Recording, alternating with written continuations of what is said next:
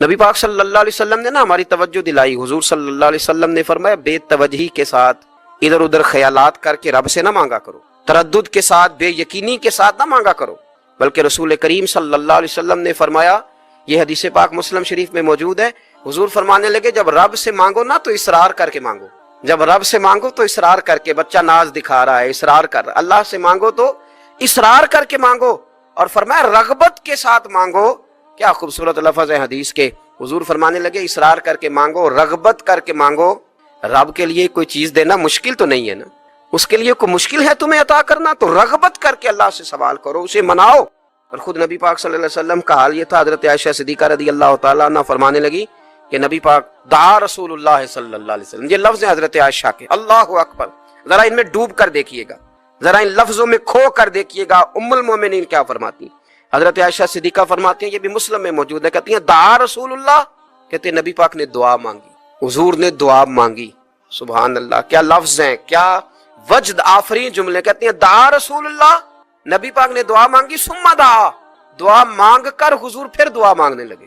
حضور نے دعا مانگی اور دعا مانگ کر حضور پھر دعا مانگنے لگے. اور ثم دعا رسول اللہ تیسری دفعہ فرماتی ہیں، کہتی ہیں حضور نے دعا مانگی اور دعا مانگ کر پھر دعا مانگنے لگے.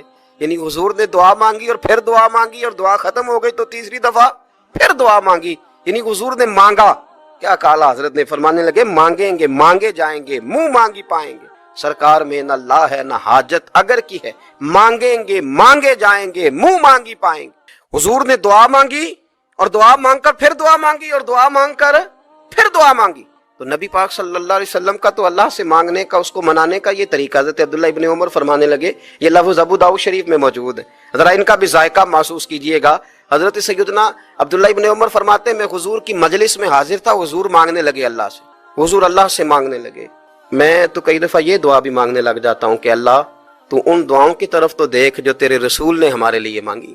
اللہ تو ہمیں تو نہیں نہ مانگنا آتا، نہیں طریقہ آتا، نہیں سلیقہ آتا، نہیں انداز آتا. ہم تو بے توجہ سے لوگ ہیں، بیٹھنے کا ڈھب نہیں آتا ہمیں تو ہاتھ اٹھانے کا سلیقہ نہیں آتا، ہم تو وضو کرنے کے اس طریقے سے آشنا نہیں. پر اللہ تیرے محبوب نے تو خوب مانگا ہے نا تجھ سے، تیرے پیارے حبیب علیہ السلام نے تو تجھے منایا ہے نا ہمارے حق میں. تو اللہ تو ان دعاؤں کی طرف تو دیکھ. حضرت عبداللہ ابن عمر رضی اللہ تعالیٰ عنہ فرماتے میں حضور کی مجلس مبارکہ میں بیٹھا تھا، ابو داؤد شریف میں موجود ہے. کہتے ہیں حضور دعا مانگ رہے تھے. دعا کیا تھی؟ دعا حضور یہ مانگ رہے تھے، رب اغفر لی، یا اللہ ہمیں بخش دے، وتب علی، اللہ ہماری توبہ قبول فرما، انک انت التواب الرحیم، بے شک تو توبہ قبول کرنے والا اور رحم کرنے والا. حضور دعا مانگ رہے تھے، اے اللہ رب اغفر لی، یا اللہ ہمیں بخش دے، وتب علی، اور ہماری توبہ قبول فرما، انک انت التواب الرحیم، بے شک تو توبہ قبول کرنے والا اور رحم کرنے والا. حضرت عبداللہ ابن عمر فرماتے اس ایک دعا کو ایک ہی مجلس میں ایک ہی جگہ بیٹھ کر میرے نبی پاک نے اپنی زبان اطہر سے 100 مرتبہ ادا فرمایا. 100 مرتبہ حضور نے یہ لفظ کہے، رب اغفر لی وتب علی، رب اغفر لی وتب علی، رب اغفر لی، اے اللہ بخش دے، رحم فرما، وتب علی، بس قبول کر لے نا اب ہماری توبہ، انک انت التواب الرحیم، بے شک تو توبہ قبول کر لیا کرتا ہے، تو رحم فرمایا کرتا ہے. ایک ہی مجلس میں 100 دفعہ حضور نے دعا مانگی، دعا مانگ کے پھر دعا مانگی اور دعا مانگ کے پھر دعا مانگ. اللہ کو منایا میرے رسول پاک، حضور نے ہمیں بتلایا، اسے مناؤ، اس کی بارگاہ عالی مرتبت میں جھکو. اور حضور نے خود بھی یہ طریقہ ہمارے سامنے بطور سنت کے چھوڑا، اور پھر نبی پاک صلی اللہ علیہ وسلم نے آگے بڑھ کے ہمیں کچھ اور باتیں بھی ارشاد فرمائی. حضور نے ہمیں بتلایا کہ پچھلے لوگ اپنے رب کو کیسے مناتے تھے، وہ کس طرح اس کے حضور ناز عرض کرتے تھے، منانے کے طریقے بھی بتلائے. فرمایا جب ماں باپ دعا مانگیں گے اولاد کے حق میں تو وہ مان جائے گا. حضور علیہ السلام نے فرمایا جب مسافر دعا مانگے گا تو اللہ مان جائے گا. فرمایا میرے رسول کریم نے کہ جب بیمار دعا مانگے گا تو اللہ مان جائے گا. اور سید عالم علیہ السلام فرمانے لگے جب تمہارے ضعیف، کمزور، مجبور لوگ دعا مانگیں گے تو اللہ مان جائے گا. اور حضور نے فرمایا جب تم فرض ادا کر کے دعا مانگو گے تو اللہ مان جائے گا. اور میرے محبوب نے فرمایا جب پچھلی رات اٹھ کے تم اس کے حضور عرض کرو گے تو وہ تمہاری دعاؤں کو قبول کر لے گا، وہ تم مان جائے گا. اور حضور نے ہمیں دن بتائے، فرمایا جمعے والے دن مانگنا مان جائے گا، شب قدر کو مانگ لینا مان جائے گا، شب برات میں دعائیں کرنا وہ مان جائے گا، رمضان کی راتوں میں مانگنا مان جائے گا، قرآن پاک کے ختم کے موقع پر دعا کرنا مان جائے گا، طریقے بتلائے۔ اب یہ ہے کہ ہم نے تو مانگنا تھا نا اس کی بارگاہ میں، ہم نے تو حاضر ہونا تھا، ہم نے تو جانا تھا، اب ہم نے آگے بڑھنا ہے، اس کے حضور عرض کرنا ہے۔ حضور نے ہمیں بتلایا کہ مومن متقی ہوتا ہے نا، پرہیزگار ہوتا ہے، تو اس نے کچھ نیکیاں بھی کی ہوتی ہیں، جس طرح اسے اپنے گناہوں کا پتہ ہوتا ہے نا، تو اسے پتہ ہوتا ہے کہ نہیں یار فلاں کام میں نے فقط اللہ کی رضا کے لیے کیا ہوا ہے، اور میرا اور میرے رب کا راز ہے۔ فرمایا جب تم بڑے الجھ جاؤ نا، جب تم بڑی آزمائش میں آ جاؤ، اور جب تم سمجھ لو کہ اب میں بڑی تکلیف میں آ گیا ہوں، تو پھر ایک طریقہ حضور نے ہمیں اور بھی بتلایا مانگنے کا، ایک اور طریقہ بھی بتلایا، اور وہ روایت صحیح مسلم میں موجود ہے۔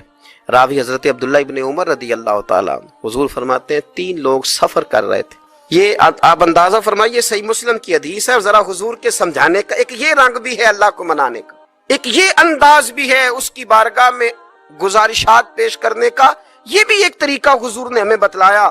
اگرچہ اپنی نیکیوں کو چھپانا چاہیے، نیکیاں جو چھپی ہوئی ہوتی ہیں وہ قیمتی ہوتی ہیں، وہ قیمتی چیزیں ہوتی ہیں جو لوگوں نے چھپا کر کے رکھی ہوتی ہیں۔ حضرت عبداللہ ابن عمر فرمانے لگے کہ نبی پاک صلی اللہ علیہ وسلم فرماتے ہیں 3 لوگ سفر کر رہے تھے، رستے میں طوفان آ گیا، تیز بارش شروع ہو گئی، تو حضور فرماتے ہیں وہ تینوں بارش سے بچنے کے لیے ایک غار میں چھپ گئے۔ ان کو پتہ ہے پرانے زمانے کے اندر غاریں ہوتی تھیں، اور لوگ جب سفر کرتے تھے لمبے تو پتھروں اور پہاڑوں کے بیچ میں سے سفر کرتے تھے، وہ غار کے اندر چلے گئے۔ اب چونکہ طوفان بہت زیادہ تھا، جب وہ غار کے اندر چلے گئے تو اللہ کے پیارے حبیب صلی اللہ علیہ وسلم فرماتے ہیں پتھر اوپر سے لڑکتا ہوا آیا اور غار کے منہ کے آگے آ کے اس نے غار کو بند کر دیا۔ اب اتنا تیز اور اس مضبوطی کے ساتھ وہ پتھر لگا، اور اتنا صحیح فٹ ہوا کہ اندر روشنی آنی بھی ختم ہو گئی۔ اب 3 لوگ ہیں، تھوڑی دیر تو وہ پریشان رہے کہ شاید اب کبھی بچ نہیں سکیں گے، شاید چاروں جانب اندھیرا ہی ہے اور اندھیرا ہی رہے گا، شاید یہاں سے نکلنے کے لیے اب ہمیں کوئی رستہ میسر نہیں آئے گا۔ وہ پہلے تو پریشان ہوئے، پھر کہنے لگے یار اس طرح کرو، ذرا غور کیجئے گا میری بات پہ۔ فرمایا اس طرح کرو، اگر کوئی زندگی میں نیکی کی ہے نا تو ذرا اس نیکی کو یاد تو کرو، اور یاد کر کے اس مالک کے حضور عرض تو کرو، وہ کریم ہے، کوئی آنکھو شاید من جاوے تے گل کم تتڑی دا بن جاوے، عرض تو کرو۔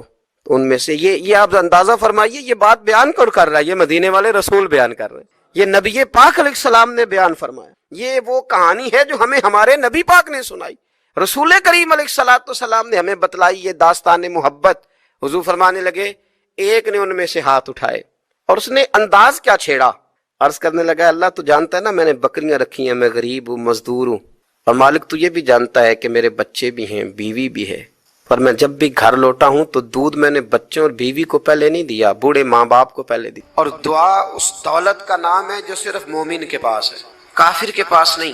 نبی پاک علیہ السلام نے فرمایا الدعاء صلاح المومن، دعا مومن کا ہتھیار ہے، کافر کے پاس یہ ہتھیار نہیں ہے۔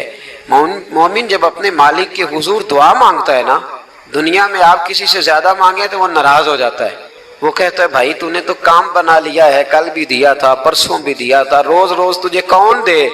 میرے نبی پاک علیہ السلام نے فرمایا جو اپنے رب سے زیادہ مانگتا ہے رب اس سے زیادہ راضی ہوتا ہے، زیادہ راضی ہوتا ہے۔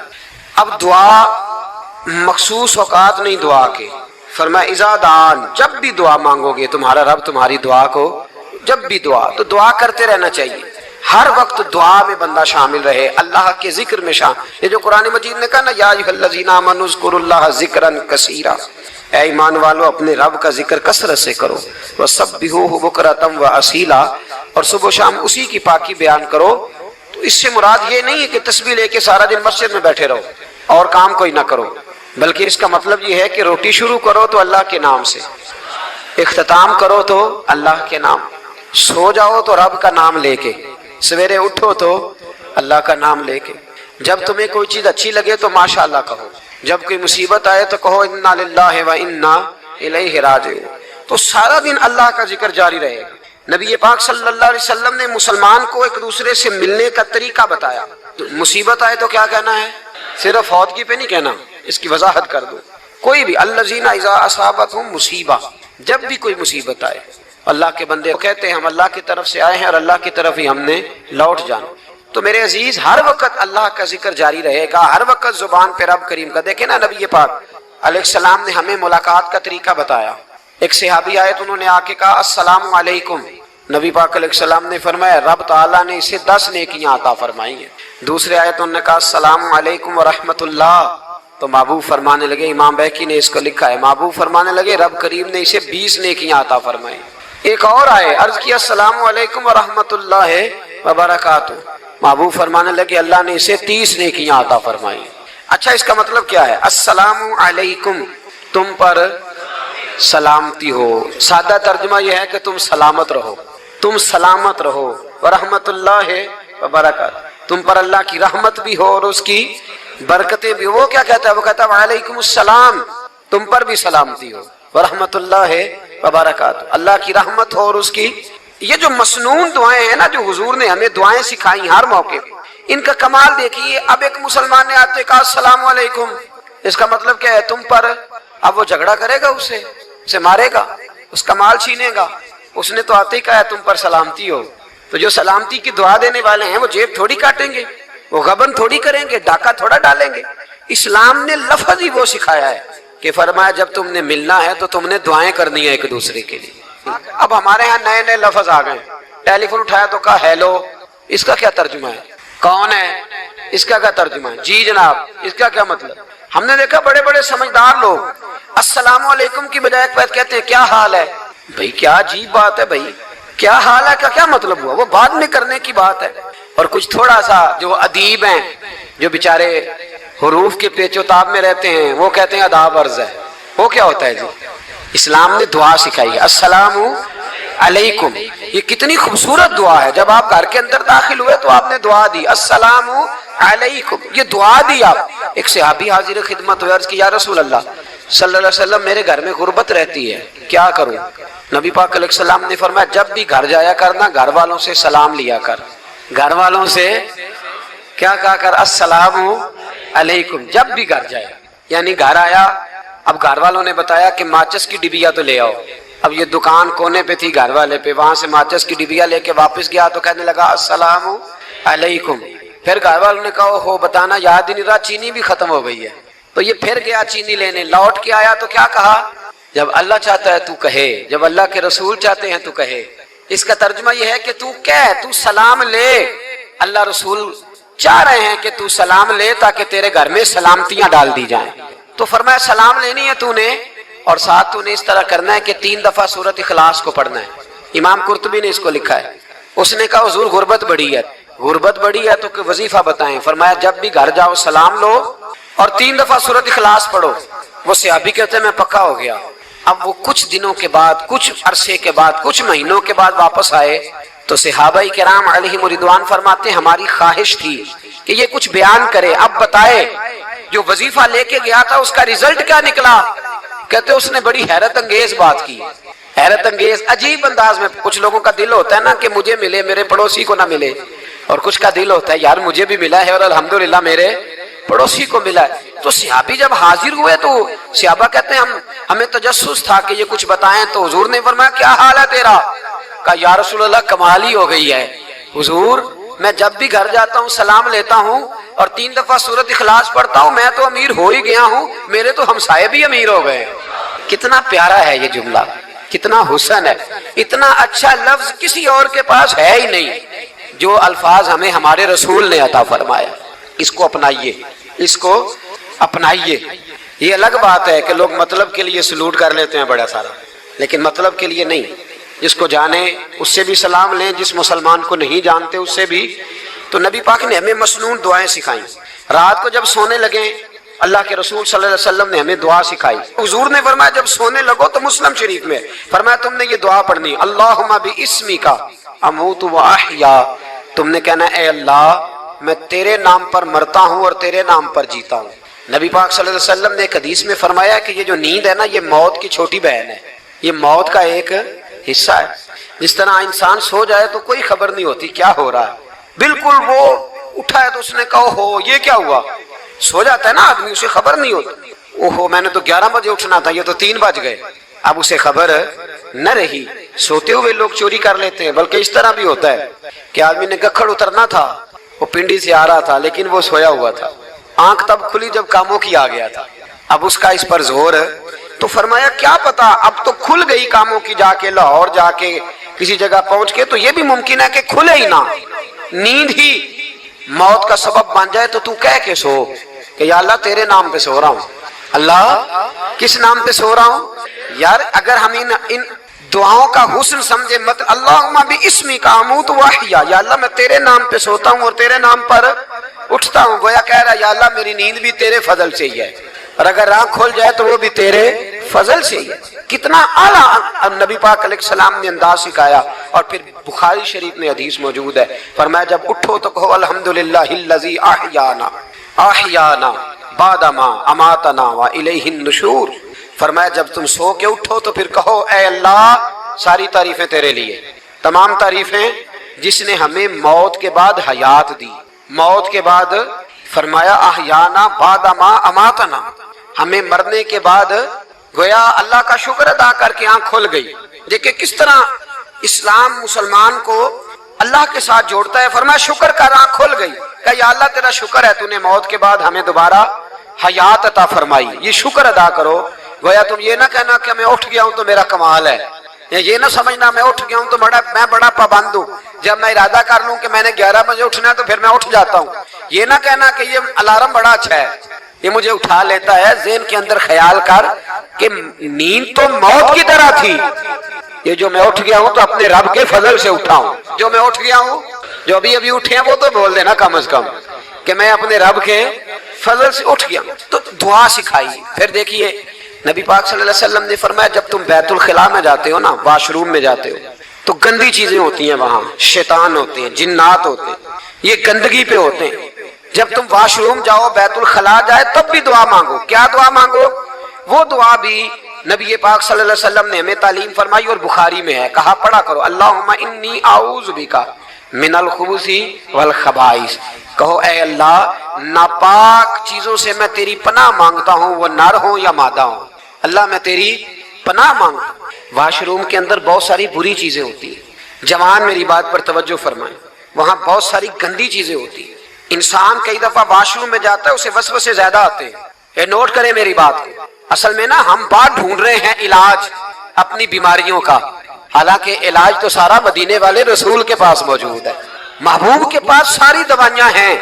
تو نبی پاک علیہ السلام دیکھیں نا، انسان واش روم میں جاتا ہے اسے وسوسے آتے، برے خیالات آتے، وہ گناہ کی طرف کئی دفعہ مائل ہوتا ہے، تو کہا تو دعا پڑھ کے جا اللہم انی اعوذ بک، یا اللہ میں تیری پناہ مانگتا ہوں من الخبث والخبائث، ہر خبیث اور بری چیز سے میں تیری پناہ مانگتا ہوں، وہ نر ہو یا یار کتنا عظیم دین ہے، کتنا عظیم میرے مصطفیٰ کریم کا وہ والا دین ہے۔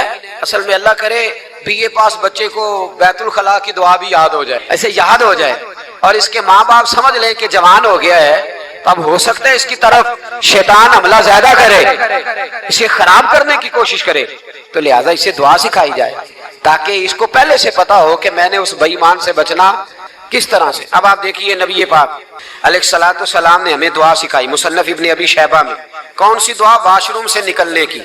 اللہ اکبر، بڑی زبردست دعا ہے، بڑی زبردست۔ آپ یقین کریں اس ایک ایک دعا پر ایک ایک پورا بیان ہو سکتا ہے، ایک ایک۔ یہ اس لیے نہیں میں کہہ رہا کہ میں کوئی عالم فاضل آدمی ہوں، آپ کہیں گے کہ بتا رہے ہیں میں بڑا پڑھا لکھا ہوں، صرف یہ عرض کر رہا ہوں کہ اس کے فوائد پر، ثمرات پر جو اللہ تبارک و تعالی امت کو دیتا ہے، ان دعاؤں کی جو فضیلت حدیثوں میں آئی، اور پھر جو اس کے فوائد ہے، اور اس پر بات کروں تو ایک دعا تقاضا کرتی ہے کہ اس پر پورا ایک لیکچر ہونا چاہیے۔ دیکھیے آپ واش روم سے نکلے، دعا کیا ہے؟ دعا کے لفظ کیا؟ الحمدللہ الذی، ایک حدیث میں لفظ ہے غفرانک، غفرانک، اے اللہ میں تجھ سے بخشش چاہتا ہوں۔ اور جو مشہور اور معروف ہے مصنف ابن ابی شیبہ کی روایت، فرمایا الحمدللہ الذی اذھب عنی العذاب وعافانی، فرمایا اے اللہ تیرا شکر ہے۔ واش روم سے نکلا ہے تو کہہ رہا ہے یا اللہ تیرا شکر ہے تو نے مجھ سے اذیت دور کی، وعافانی، اور تو نے مجھے عافیت عطا کر دی، اذیت دور کر دی اور عافیت۔ بولیے واش روم سے نکلا ہے تو کیا کہتا ہے؟ یا اللہ تیرا شکر ہے تو نے مجھ سے اذیت دور کر دی اور مجھے عافیت۔ ڈاکٹر حکیم ہومیوپیتھک ایک چیز پر متفق کم ہوتے ہیں، پتہ ہے نا آپ کو، لیکن اس بات پر سب کا اتفاق ہے کہ اگر کسی کو قبض ہو جائے نا تو شاید 70 یا 72 بیماریاں لگ جاتی ہیں، اور جب آدمی کو قبض ہوتی ہے نا، پیٹ کے اندر فضلہ جم جاتا ہے، خارج نہیں ہوتا، اس کو اعصاب کی بیماری ہوتی ہے، اس کے ذہن پر اثر ہوتا ہے اس چیز کا۔ آپ یہ مت سمجھیں کہ کھانا کھانا یہ ایک کمال ہے، اللہ نے یہ بھی نعمت بنائی ہے کہ کھانا جب خارج ہوتا ہے تو وہ بھی اللہ کا بہت بڑا احسان ہے۔ تو فرمایا تو سمجھا ہی نہیں، اگر تجھے قبض ہو جاتی، تیرے پیٹ کے اندر وہ چیز جم جاتی، تیرے لیے کتنی تکلیف کا باعث تھی۔ ان لوگوں سے پوچھئے جو اس کے بیمار ہیں، اس کے مریض ہیں، وہ کتنی تکلیف میں رہتے ہیں، سر میں درد ہوتا ہے، سر چکراتے ہیں۔ ایک بہت بڑا روڈ ایکسیڈنٹ ہوا تو ڈرائیور سے لوگوں نے پوچھا کہ مسئلہ کیا ہے، تو کہنے لگا میں قبض کا مریض ہوں، تو میں کھانا کھا لیتا ہوں تو میرے ذہن پر وہ اس قدر زیادہ گیس کا غلبہ ہوتا ہے کہ میں سخت تکلیف میں ہوں۔ نبی پاک علیہ الصلوۃ والسلام نے ہمیں سمجھایا اور بتایا کہ سمجھ لو یارو، کھانا کھانے کی نعمت تو اللہ نے تمہیں عطا فرمائی ہے، لیکن کھانا کھانے کے بعد اس کا اخراج بھی اللہ کی بہت بڑی نعمت ہے، تو اللہ کا شکر ادا کرو۔ پھر جب آپ گھر سے نکلیں گے تو بھی اس کی دعا ارشاد فرمائی، بسم اللہ توکلت علی اللہ، اللہ کے نام سے گھر سے نکلتا ہوں اور میں نے بھروسہ بھی اللہ کے نام پہ کیا۔ جب گھر سے نکلیں تو کس کے نام پہ بھروسہ کریں؟ بولیے۔ حضرت رابعہ بصریہ رحمت اللہ علیہا، آپ تشریف لے گئیں حج کرنے، جس دن واپس آئیں اپنا اونٹ کہہ گئی جاتی دفعہ، کہنے لگی اللہ میں تیرے حوالے کر کے جا رہی ہوں اور بسم اللہ توکلت علی اللہ، بھروسہ بھی تیری ذات پہ۔ جس دن واپس آئی نا اسی دن کسی نے بتایا کہ اماں آج ہی تیرا اونٹ مر گیا ہے، تو اونٹ کے سرانے کھڑی ہو کے کہنے لگی مولا میں تو تیرے نام پہ تیرے پہ بھروسہ کر کے گئی تھی، تیرے حوالے میں تو تیرے گھر گئی تھی۔ تو لوگ کہتے ہیں اماں کے منہ سے لفظ نکلے تو اونٹ زندہ ہو کے کھڑا ہو گیا ہوں۔ تو اماں کہنے لگی نہیں تمہیں غلطی لگی ہے، مرا ہی نہیں تھا، پہلے سے ہی موجود تھا، وہ اپنی کرامت بھی نہیں ظاہر ہونے دی۔ تو بھائی گھر سے نکلیں تو کس لفظ پر کہ یا اللہ میں تیرے بھروسے پہ نکل رہا ہوں، میں اس کے دو فائدے ہوں گے، ایک تو آپ اللہ کی امان میں جا رہے ہیں، اللہ کی امان میں آ رہے ہیں، اور دوسرا جس گھر کو آپ چھوڑ کے جا رہے ہیں اسے بھی اللہ کی امان میں دے کے جا رہے ہیں۔ تو کتنا لذت والی دعا ہے جو نبی کریم علیہ السلام نے ہمیں سکھائی۔ اب ذرا حدیث سنیں خوش ہو کے، دیکھیں حضور نے دعا سکھائی، فرمایا جب دیکھ لو نا کسی کو ہنستا ہوا، کیا کرتا ہوا؟ ماشاءاللہ آپ تو ہنسنے لگے۔ جب کسی کو ہنستا ہوا دیکھو تو کہا کرو اضحک اللہ سنک، یہ دعا یہ بخاری ہے، فرمایا دعا مانگا کرو جب کسی مومن کو ہنستے ہوئے دیکھو تو دعا مانگو اضحک اللہ سنک، اللہ تجھے ہنستا ہی رکھے، اللہ تجھے، بولیے، جل نہ جایا کرو کہ میں پریشان ہوں تو یہ ہنس کیوں رہا ہے، جھلا نہ کرو، بلکہ کیا کرو اللہ تجھے ہنستا رکھے، اللہ تجھے۔ نبی پاک صلی اللہ تعالی علیہ وآلہ وسلم نے فرمایا، ترمذی میں حضرت اسامہ بن زید رضی اللہ تعالیٰ عنہ سے حدیث مروی ہے، حضور نے فرمایا جس نے کسی کے ساتھ احسان کیا اور جس پر احسان کیا، اگر اس نے یہ دعا پڑھ دی نا جزاک اللہ خیرا، تو فرمایا اس نے اللہ کی بھی پوری حمد کر دی اور محسن کا صحیح شکریہ